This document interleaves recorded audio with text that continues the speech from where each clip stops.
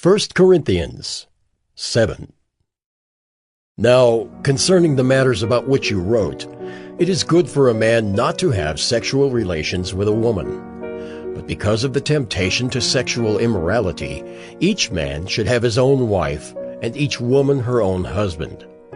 The husband should give to his wife her conjugal rights, and likewise the wife to her husband. For the wife does not have authority over her own body, but the husband does. Likewise, the husband does not have authority over his own body, but the wife does. Do not deprive one another, except perhaps by agreement for a limited time, that you may devote yourselves to prayer.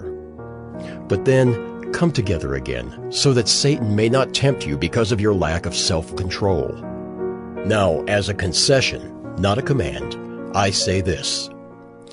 I wish that all were as I myself am, but each has his own gift from God, one of one kind and one of another.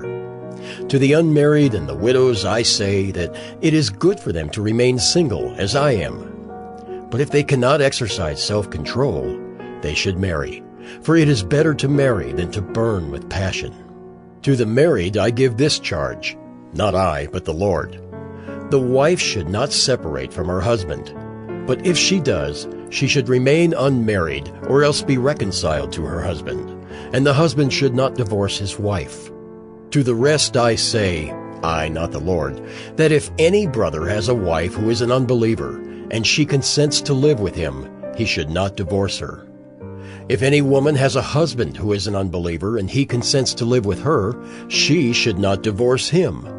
For the unbelieving husband is made holy because of his wife, and the unbelieving wife is made holy because of her husband. Otherwise your children would be unclean, but as it is, they are holy. But if the unbelieving partner separates, let it be so. In such cases the brother or sister is not enslaved. God has called you to peace. For how do you know, wife, whether you will save your husband?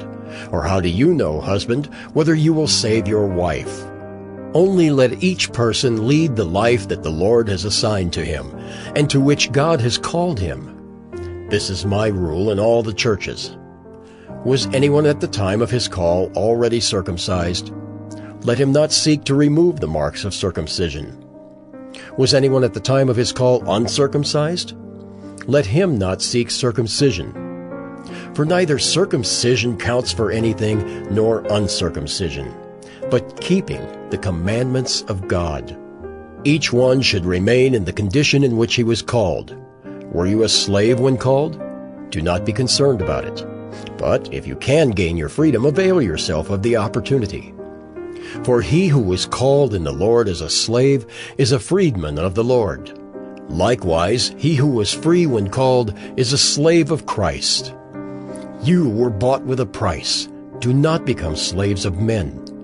So, brothers, in whatever condition each was called, there let him remain with God.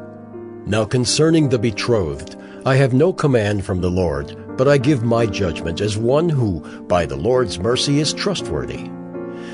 I think that in view of the present distress, it is good for a person to remain as he is. Are you bound to a wife? Do not seek to be free. Are you free from a wife? Do not seek a wife. But if you do marry, you have not sinned, and if a betrothed woman marries, she has not sinned. Yet those who marry will have worldly troubles, and I would spare you that. This is what I mean, brothers. The appointed time has grown very short.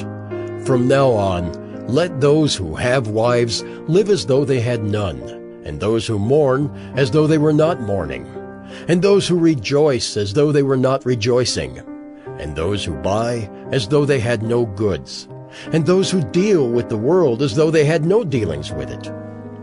For the present form of this world is passing away. I want you to be free from anxieties. The unmarried man is anxious about the things of the Lord, how to please the Lord.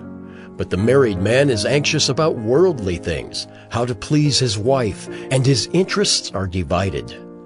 And the unmarried or betrothed woman is anxious about the things of the Lord, how to be holy in body and spirit. But the married woman is anxious about worldly things, how to please her husband. I say this for your own benefit, not to lay any restraint upon you, but to promote good order and to secure your undivided devotion to the Lord. If anyone thinks that he is not behaving properly toward his betrothed, if his passions are strong, and it has to be, let him do as he wishes. Let them marry. It is no sin.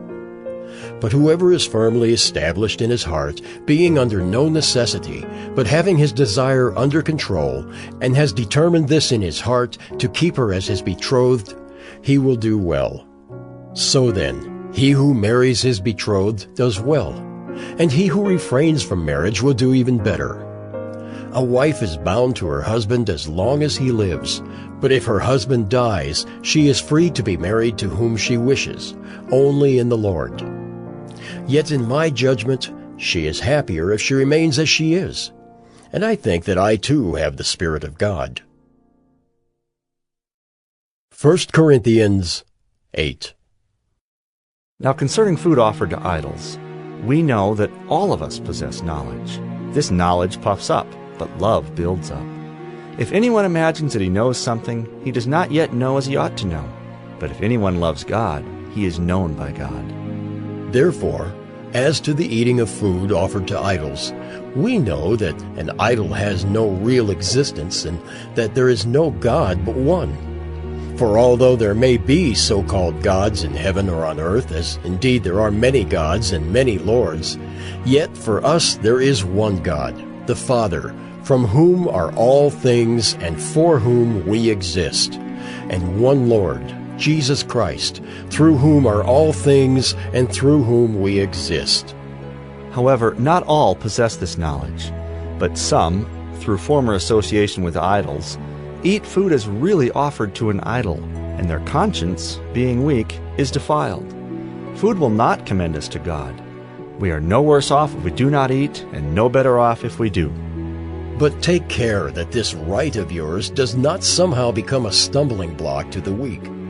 For if anyone sees you, who have knowledge, eating in an idol's temple, will he not be encouraged, if his conscience is weak, to eat food offered to idols? And so by your knowledge this weak person is destroyed, the brother for whom Christ died. Thus, sinning against your brothers and wounding their conscience when it is weak, you sin against Christ. Therefore, if food makes my brother stumble, I will never eat meat, lest I make my brother stumble.